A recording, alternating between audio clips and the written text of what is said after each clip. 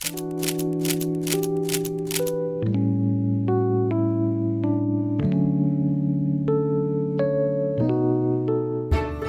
Guys, welcome to my channel.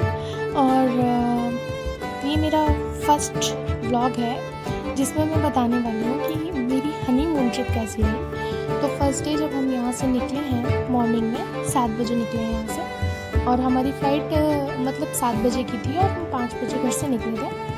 हमने सारे procedure follow किए और ये एयरपोर्ट का नज़ारा है। यहाँ पे हमने ढेर सारी मस्ती की, फ़ोटोज़ ली। उसके बाद हम अंदर इंटर कर गए और अंदर इंटर करने के बाद सारे प्रोसीजर्स फॉलो करने के बाद हम बैठ गए बस में। अब हम यहाँ से जा रहे हैं प्लेन की तरफ, और अब यहाँ पे ये मुझे रिकॉर्ड करने में लगे हुए थे, तो यहीं पे। और फिर हम जब बस में बैठ गए तो पहली ट्रिप थी, एक्साइटमेंट भी बहुत थी, क्योंकि वैसे हम फैमिलीज़ के साथ जाते थे, जैसे हमारी फैमिली और इनकी फैमिली। सो हम पहली बार अकेले कर रहे थे, तो मैं बहुत ज़्यादा एक्साइटेड होना भी चाहिए, बिकॉज़ एक लाइफ पार्टनर ऐसा होना चाहिए जो आपको हर चीज़ के लिए एक्साइटेड करे। मेरी शादी को 5 महीने हो गए हैं और कुछ वजहों से हम नहीं जा पा रहे थे हनीमून पे, जैसे कि हमें पहले अपने कुलदेवी के दर्शन करने हैं, और मैं एक गढ़वालन बहू हूँ, तो और हम रहते लखनऊ में, तो लखनऊ की वजह से हमें वहाँ जाने का मौका नहीं मिल पाया।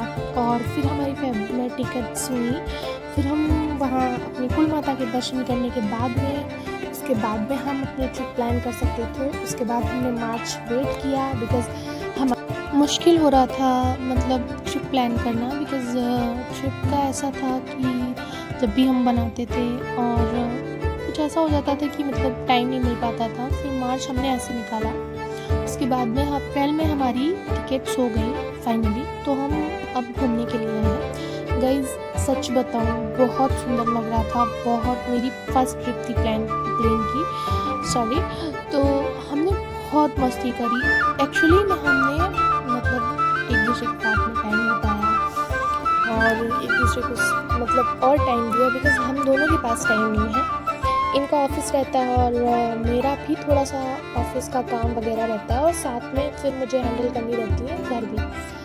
तो घर का ऐसा है कि भाई अगर हम मम्मी पापा का ध्यान रखेंगे तो ये हमारे लिए इम्पॉर्टेंट है। वैसे होना हर लड़की के लिए चाहिए, बिकॉज़ अगर वो शादी करती है तो उसकी रिस्पॉन्सिबिलिटी है कि वो अपने हस्बैंड के पेरेंट्स का ध्यान रखें। और एज़ यूजुअल यही चीज़ फॉलो होती है मेंस के लिए भी। कि मैंने कहा कि सेम चीज़ यूज़ होती है मेंस के लिए भी, बिकॉज़ उन्हें भी उतनी ही केयर करनी चाहिए हमारे पेरेंट्स की जितनी हम उनकी करते हैं। और जहाँ बात केयर की आती है, वहाँ मेरा हस्बैंड तो भाई बहुत ही अच्छे हैं, बहुत ही अच्छे हैं। ओके गाइज़, आगे देखते हैं। एटमॉस्फेयर तो गर्म है ही, और यहाँ पे ह्यूमिडिटी बहुत ज़्यादा गाइज़। और यहाँ पे इनकी आते ही मस्ती चालू हो गई है, बिकॉज़ इनको लग रहा था कि ये बहुत ज़्यादा थक चुके हैं। और रियलिटी में हम लोग सुबह से मॉर्निंग से मतलब घूमे जा रहे हैं, कभी फ़्लाइट, कभी बेंगलुरु से दूसरी फ़्लाइट, तो फिर काफ़ी हेक्टिक हो गया था। तो यहाँ पर इनका बात चल रहा है, और इसी के साथ में इन्होंने कुछ सॉफ्ट ड्रिंक्स मंगाई थी, शायद वो कैप्चर करना मैं भूल गई। और इसी के देखते देखते हम आपको दिखाते हैं अपना रिज़ॉर्ट। बहुत सुंदर रिज़ॉर्ट हमने बुक किया था। ये हमारा प्राइवेट रिज़ॉर्ट था। प्राइवेट इन द सेंस कि हमारा रूम हमारे पास जो हमारी सामने की जो व्यू थी वो हमने बुक कर ली थी, और ये बिल्कुल प्राइवेट था, इसमें हमें कोई भी दिक्कत नहीं हुई, हमें पूरा स्पेस मिला। उसके बाद हम बाहर आते हैं और यहाँ पे हमारे हस्बैंड जी की मस्ती चालू थी। I am the luckiest person कि मुझे ऐसे पर्सन मिले, बिकॉज़ ये बहुत ही अच्छे इंसान हैं और बहुत ही केयरिंग है। साथ में इनको भी घूमना पसंद है और चीज़ों को एक्सप्लोर करना पसंद है। लाइक मी, मैं भी ऐसी ही हूँ, लेकिन मुझे ऐसा लगता है कि मुझसे ज़्यादा है ये क्योंकि इन्हें बहुत पसंद है। और यहाँ पे हम पहुँच गए स्पाइस गार्डन। स्पाइस गार्डन में हमने बहुत ढेर सारी मस्ती की है। उसके बाद हम आए हैं टी फैक्ट्री में। टी फैक्ट्री बहुत अच्छी थी और सच में बताएं तो इतने प्रोसीजर्स के बाद में टी तैयार होती है, ये सबसे इम्पोर्टेंट है कि हमें कुछ नॉलेज मिला यहाँ से। हमें कम से कम इसमें 16 जो प्रोसीजर्स हैं उससे हमारी टी गुजरती है, उसके बाद में हमारे घर में हमें घरों में प्रोवाइड हो पाती है। तो ये इम्पोर्टेंट था।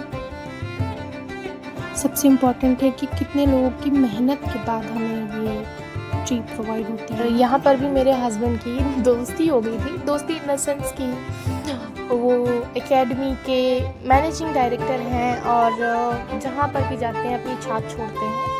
यहाँ पर भी उन्होंने छाप छोड़ी अपनी। और यहाँ पर हमें एक बेबी मिल गया था जिसके साथ हम मस्ती कर रहे थे। और ये गाइस इतनी कस के मेरे बाल पकड़े थे, लिटरली ये छोड़ ही नहीं रहा था। ठीक है, यहाँ पे मस्ती ख़त्म होती है। उसके बाद हमने पानी के बताशे खाने का सोचा। और गाइस सच बता रही हूँ, हमारे लखनऊ जैसा टेस्ट कहीं नहीं मिल सकता। आप मथुरा चले जाओ, आप ऋषिकेश चले जाओ, नैनीताल चले जाओ, अपना लखनऊ का टेस्ट बेस्ट है। और यहाँ पे मुझे आंटी की झूठी तारीफ़ करनी पड़ी, बिकॉज़ वो भी केरल से बिलोंग नहीं करती थी, तमिलनाडु से बिलोंग करती थी। और यहाँ पे हमारे हस्बैंड जी को मैं रिकॉर्ड करती हुई। उसके बाद में हम आए टी गार्डन और हमने टी गार्डन घूमा। टी गार्डन कुछ ज़्यादा खास नहीं था, मतलब ठीक था, मज़ा आया। बिकॉज़ जहाँ पे ये मेरे साथ है वहाँ मुझे मज़ा कैसे नहीं आएगा। इनका साथ होना इम्पोर्टेंट है, बाकी चीज़ें बाद में। और उसके बाद में हम इन्हें रिकॉर्ड करते रहे। उसके बाद जब हमारा मन भर गया तो रिकॉर्ड करके बंद करने के बाद इन्होंने मुझे रिकॉर्ड करना चालू कर दिया। और ये गाइस हम घूम रहे थे, हमें बहुत मज़ा आ रही थी लिटरली। और ये सबसे ज़्यादा हमने यहाँ पे जो मतलब हम घूमने के साथ मतलब गए घूमने के लिए थे, लेकिन सबसे बड़ी बात यह है कि घूमने के साथ साथ हमें ट्रैवल बहुत करना पड़ा गाइस। 4-5 घंटे रोज़ के हमें गाड़ी में बैठे बैठे मतलब बहुत ज़्यादा प्रॉब्लम हो गई थी। और कहीं मतलब 2-3 दिन तो मैं ऐसे काट ली मैंने, लेकिन 3rd डे मेरी तबीयत बहुत ज़्यादा ख़राब हो गई थी। ये सब तो चलता रहेगा गाइस। और इसी के साथ मैं आज का व्लॉग यहीं एंड करती हूँ। प्लीज़ हमें